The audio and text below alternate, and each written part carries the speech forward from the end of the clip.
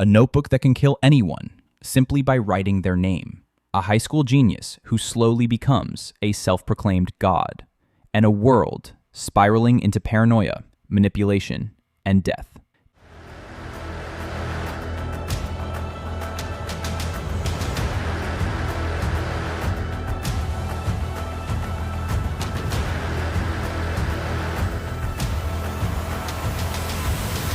Death Note isn't just a cat-and-mouse thriller. It's psychological horror at its finest. Today, we're exploring the deeper, more terrifying side of Death Note. Not the action, not the plot twists, but the true horror that lurks beneath every page.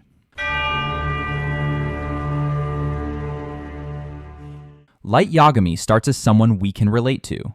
A straight-A student, bored with life, sick of crime. But when the Death Note falls into his hands, he quickly becomes something else. He doesn't just kill criminals. He plays judge, jury, and executioner. At first, it feels righteous. But then comes the turning point, the moment he kills for convenience, and the descent begins. The horror? He doesn't change into a monster. He reveals he was one all along, hiding under the mask of brilliance. The Death Note doesn't corrupt him, it unmasks him. Once Light starts killing, the true horror becomes psychological. He's being watched, studied.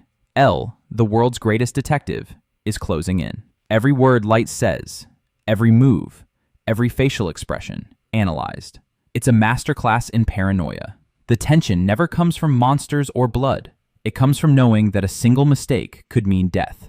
That level of fear, it's not supernatural. It's real. It's the same fear whistleblowers, fugitives, and innocent people under suspicion feel, taken to its darkest edge.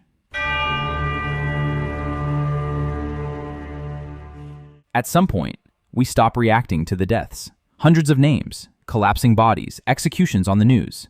Death becomes background noise. And that's terrifying, because it mirrors us, desensitized, numb, watching horror unfold, and scrolling past. The Death Note becomes an allegory for the internet itself, a place where outrage and tragedy are a daily spectacle. What happens when death becomes entertainment? That's the question Death Note forces us to face. Ryuk, the Shinigami who drops the Death Note into the human world, doesn't kill anyone directly. He doesn't chase Light. He doesn't even judge. He watches, eats apples, and laughs. That's what makes him so scary. He's not a villain. He's a spectator, like us, detached, entertained. Watching humanity tear itself apart for sport, Ryuk is the audience, and the horror is realizing, so are we.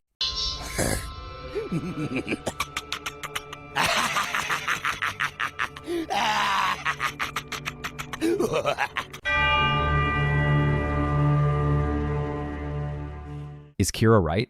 That's the darkest question of all. The anime doesn't give you easy answers. Light's logic makes sense, a better world, no more crime. But it comes with a price. Free will, mercy, humanity. What's more horrifying? The idea of evil people escaping justice? Or the idea that one person decides who lives and who dies? The scariest thing? Many people would choose the Death Note too.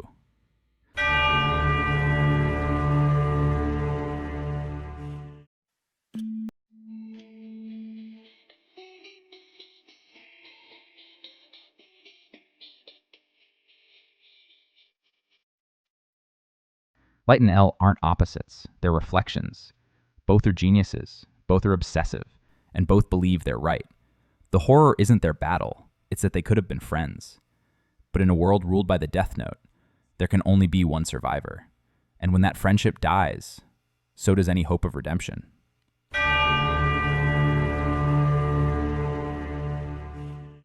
In the final moments, Light is alone, cornered, bleeding.